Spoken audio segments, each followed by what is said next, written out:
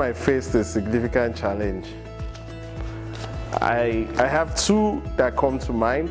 The first one was when I was supposed to start my job in England. I just finished law school and I didn't get a work permit. And that was a very difficult time in my life. What you call valley moments, what you call, everything else was set. I thought this was it. I thought I was made. I thought, being a city lawyer in London, what could be better than that? It wasn't supposed to be. It was a very tough time. How did I handle it? Prayers. I kept praying, kept asking God. And even though the circumstance didn't change, what changed was I had peace. And 3 years later, after returning to Nigeria, I get married and I get appointed into government. Through a friend I met at the same law school I had just finished.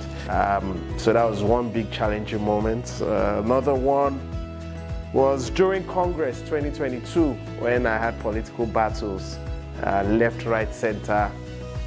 It was a tough time. But again, prayers, God prayed throughout, and we didn't lose any battle. We won all our battles. So how did I overcome it? God, prayers. And anyone in the future, it will be the same thing. God, prayers.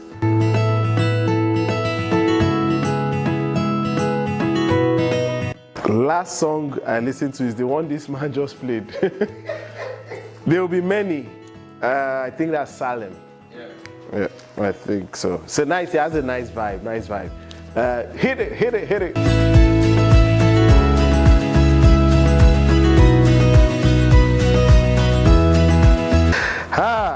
What's your go-to karaoke song? I don't have one, but the last one I think I sang was,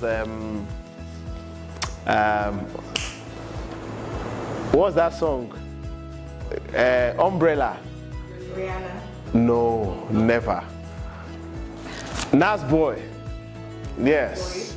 Oh yes, that was the song, and it broke the floor. Everybody just anyway.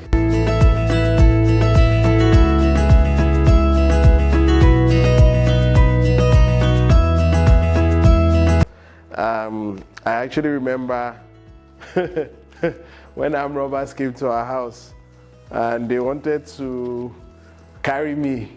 My brother told them everywhere the gold was, so they won't carry me away.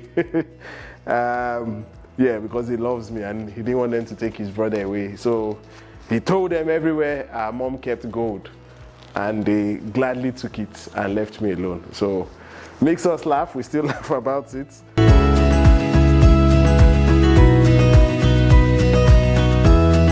I'm very serious when it comes to work. I'm very playful as well, even though people don't see that. So work hard, play, and or not work hard, serious work and play, and I just 3 words, and I think I'm a very positive and optimistic human being.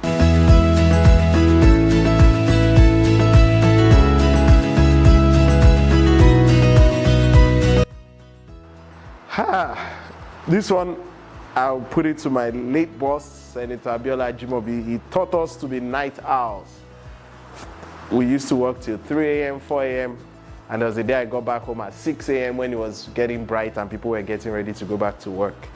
So definitely night owl. Definitely I get to do work more at night, but I also understand you need to be adaptable, and since I left working with him, particularly, I've tried over the last 6 years to try and be a morning person.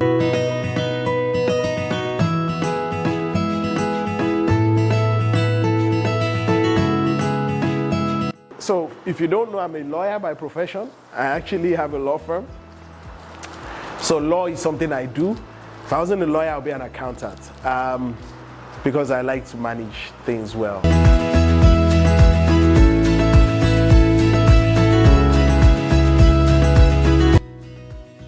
think is that leaders must find it comfortable that they don't have to have all the answers.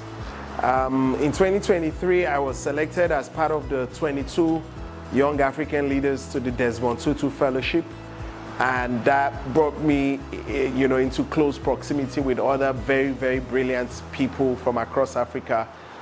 And we were together for 2 weeks, 1 week in South Africa and 1 week in the UK, in Oxford and London. And I think something that resonated a lot, apart from leading with courage and all of that, was leaders don't have to have all the answers every time. And I think it's having the agency to understand that sometimes I don't know. And being vulnerable enough to say I don't know is actually part of leadership, and not deceiving people sometimes just to feel you have all the answers, which is an authentic leadership.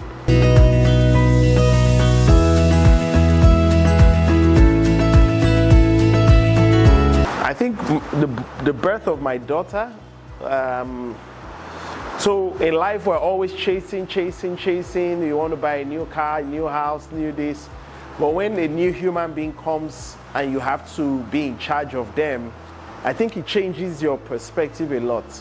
I think the birth of Modesire really made me see that what God's love is for us, and what love should be like, which is just sacrificial, just wanting to do anything for this other human being. And yes, even though we are married, you're married to your wife, you guys have love, but I think it goes one notch higher when a child comes in, a helpless babe that you have to look after, and you have to help build their lives. I think that really changed my perspective to love, to leadership, and to so many other things.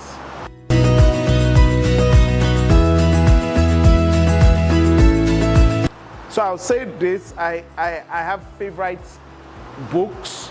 I have John Maxwell. I'm a John Maxwell coach. So all of John Maxwell's books have changed me immensely. I'm a big Miles Monroe fan. All of Miles Monroe's books have changed me.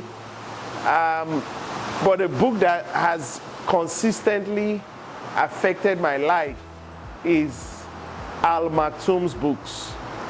Sheikh Al Maktoum, which is the Crown Prince of Dubai. His book, My Vision, all his books really are books that talk about building nations, which is what I'm really about. I want to see Nigeria grow. I want to see Africa grow. I want nations to grow. So anytime I read any of his books, it does make me feel like, yes, we're onto something. So yes, John Maxwell, Miles Monroe, but Al Maktoum, great leader, great national leader.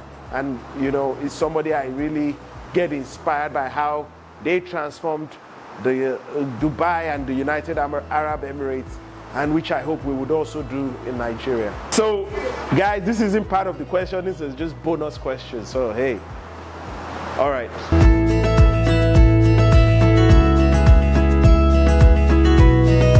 Tennis. I just picked up tennis recently and I'm loving it, loving every minute of lawn tennis, not table tennis.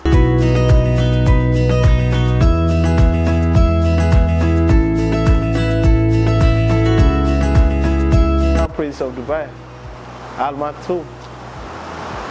I think when you see people that have done what you aspire to do, they are easy targets. Obama, you would have been one of them, and probably will be number 2 on that list. But I think Al Maktoum is undoubtedly a leader I will love to speak with. Of course, Mandela has a very good story, but yeah, Desmond Tutu as well. They talk about character, courage, and there are lessons to learn. And I think that's how life is going to be. There will be different things you learn from different people. But in terms of what I am really about, building nations, I think Al Maktoum will be the one.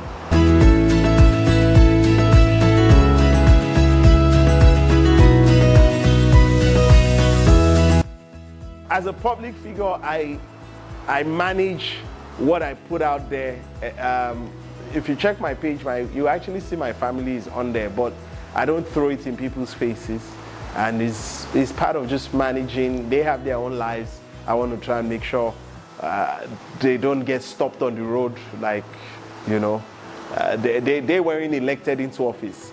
So they shouldn't have the same responsibilities I have. The same, you know, when people stop me, I have to stop. Not because I want to, but it's a responsibility as somebody that's been in public office. They didn't ask for that. So as much as possible, I want to let them have the freedom and the liberty that as private citizens. But then if you really look through, you know, they're not that shielded. There's a lot of content for those that are looking for it anyway. This interview cannot stop without us making a shout out to my beloved club, Arsenal.